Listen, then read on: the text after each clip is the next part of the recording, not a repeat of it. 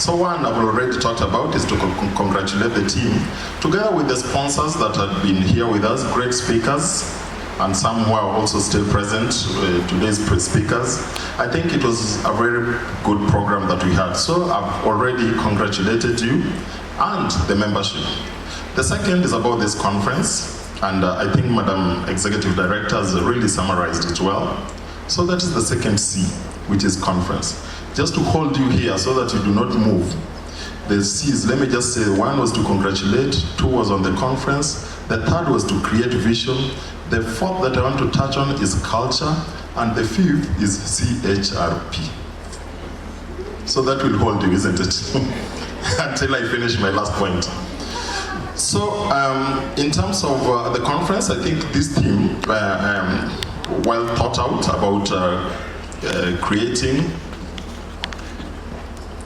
the future, about the future of work. And when we were at the conference at ILO, we were just really thinking hard that are we equipped, how can we equip our professionals much better off in debating and just shedding more light on the future of work. Owing to the fact that United Nations and ILO has even created a committee, you heard that, yeah, on the future of work, and this directly impacts on how prepared or how we should prepare ourselves on this relevant topic.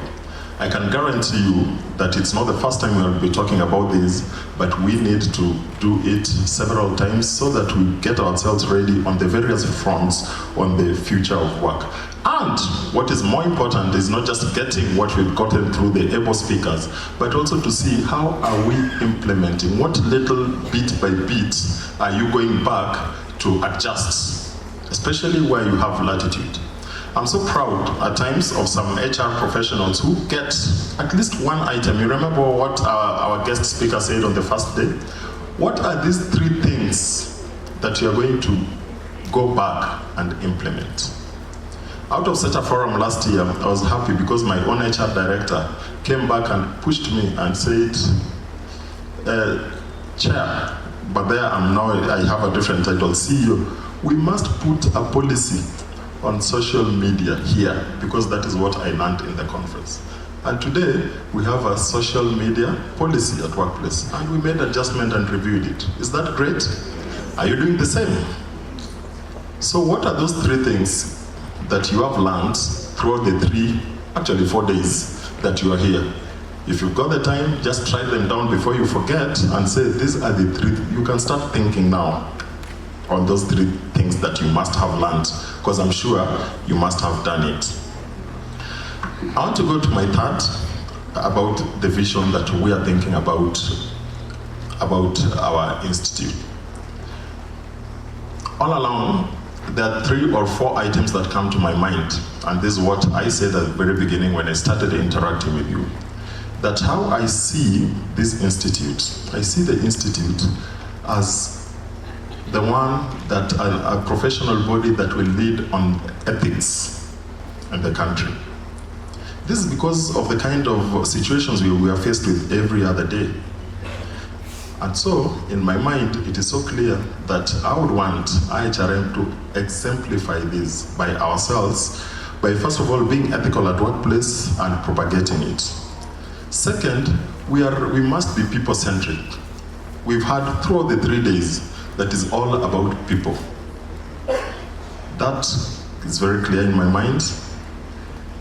This global citizenry, and that is why in the opening remarks, I invited the Cabinet Secretary to already start preparations to invite His Excellency the President to put us on that global path by enabling us to have the first Pan-African conference here in Kenya. So I'm looking at that, and I'm looking at us being global HR professionals. You remember on the first day, the CS mentioned it and said, you should not be looked at that you are the Kenyan HR professional. Is there anything like that? There's nothing like the Kenyan professional. You must be a global professional. Otherwise, we may degenerate and be regarded even as the village professional, because then your thinking and your acts and all that are cultured around the sphere of your own influence. But we are looking towards, gravitating towards being global professionals.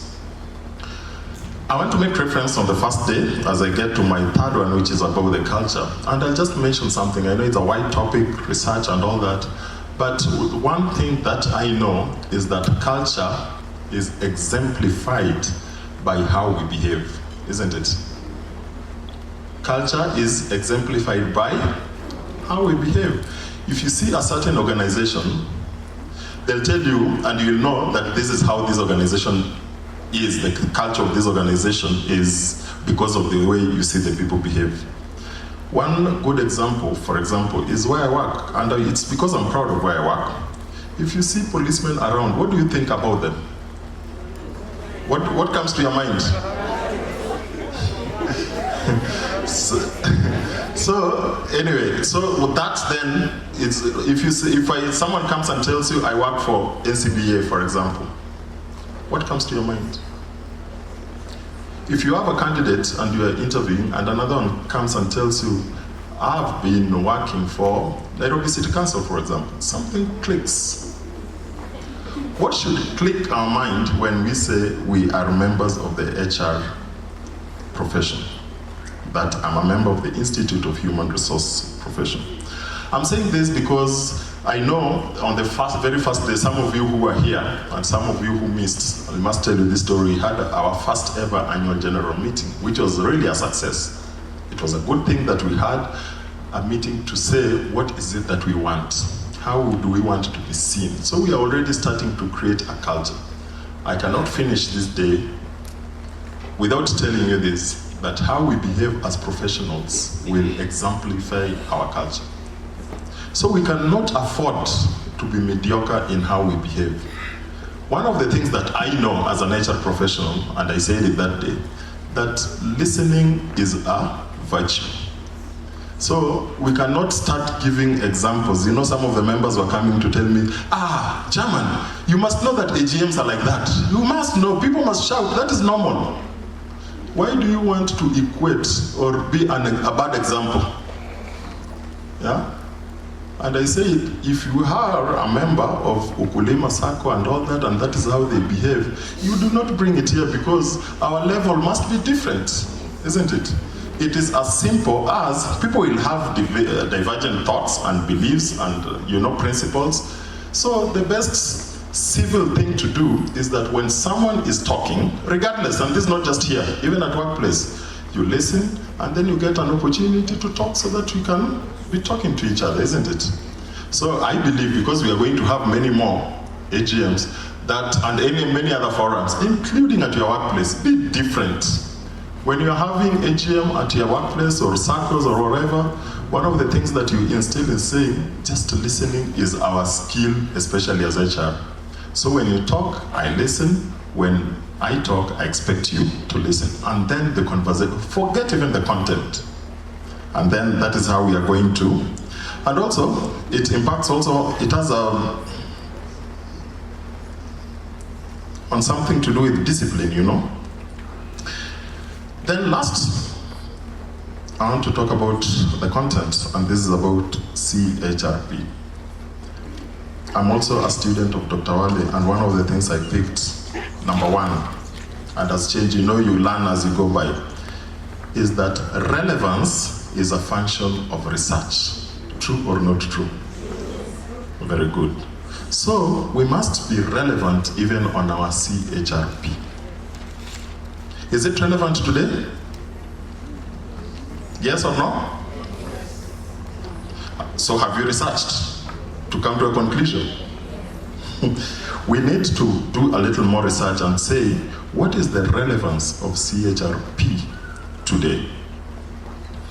One of the things that catches everybody's attention, especially us today, is that even as professionals, we've just been told right now, you may forget other things, but you can't certainly forget what we've just learned from Dr. Wade, is that we must, any leadership, actually the test of leadership is to predict where the future is going and put the people in that roadmap of the future.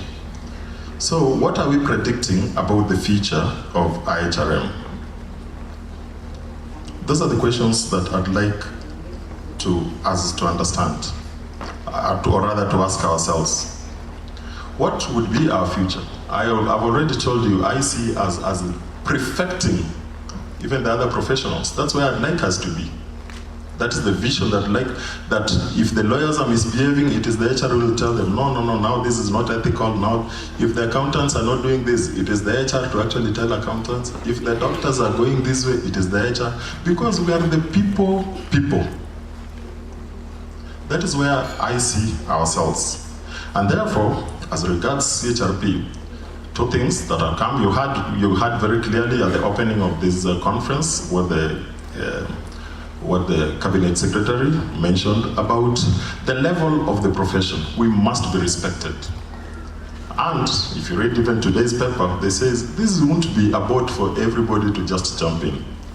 But before we arrive at certain conclusions, because a professional body, unfortunately, is not a political party, we have to think through, we'll be putting up and we'll have to conduct some research on the relevance of CHRP, because certainly it requires a review, no question about it.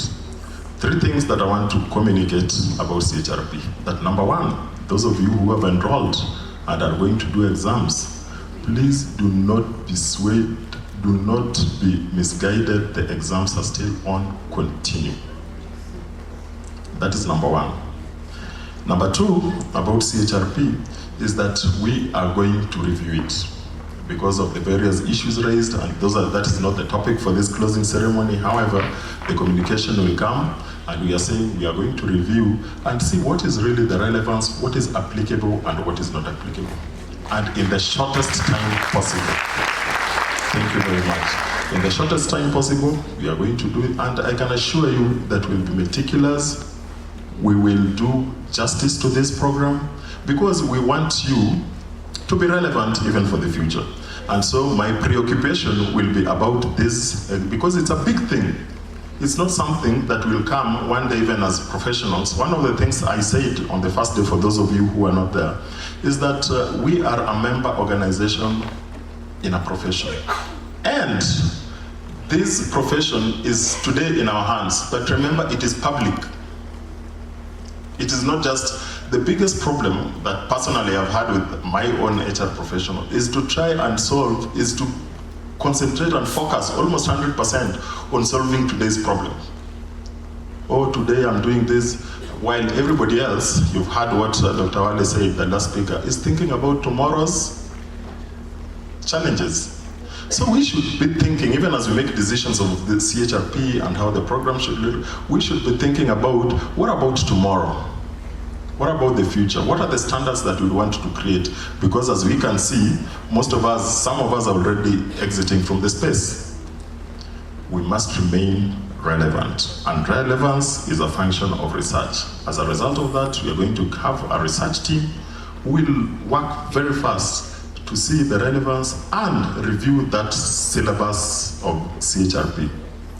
Exemptions, we shall exempt, but my last remark on CHRP is that it will not be scrapped. CHRP will not be scrapped. Thank you very much. I have no further words, but we are going to do an official communique on this, and I can assure you will remain relevant for the future. Thank you very much, and at this point,